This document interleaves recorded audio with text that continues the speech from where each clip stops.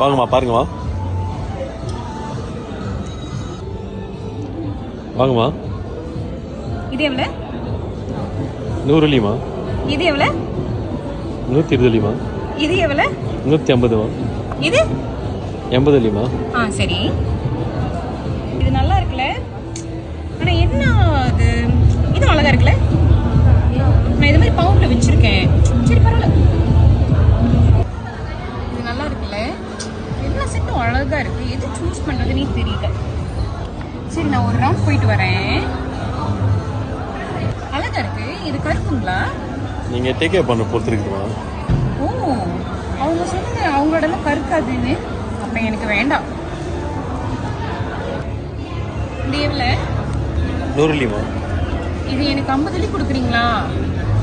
முடியாதுமா. சரி பரவாயில்ல, ரொம்ப வலியாக இருக்கு.